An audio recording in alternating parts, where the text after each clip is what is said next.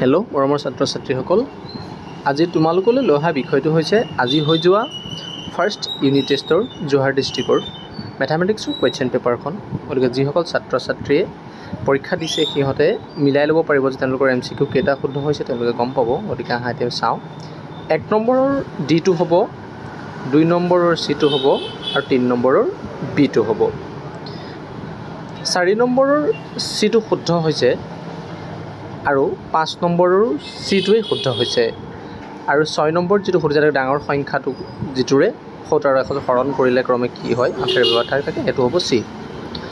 ঠিক তেনেকৈ 7 নম্বৰটো হৈছে সেই দুইটাই ঋণাত্মক হ'ব। 8 নম্বৰটো বিটো হ'ব, 9 নম্বৰটো ডি হ'ব আৰু 10 নম্বৰটো বি হ'ব। 11 নম্বৰৰ ডিটো হ'ব আৰু 12 নম্বৰৰ যিটো শুদ্ধ আনচাৰ হ'ব সেইটো হৈছে এইটো হ'ব।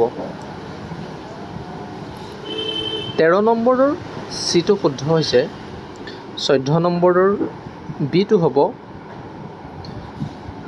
আৰু 15 নম্বৰৰ চিটো হ'ব আৰু 16 নম্বৰৰ বিটো হ'ব।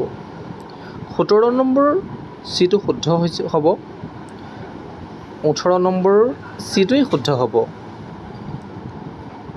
19 নম্বৰৰ চিটোৱে শুদ্ধ হ'ব আৰু 20 নম্বৰ একেবাৰে শেষৰটো হ'ব ডি অধিবৃত্ত। গতিকে তেওঁলোকে চাই ল'ব।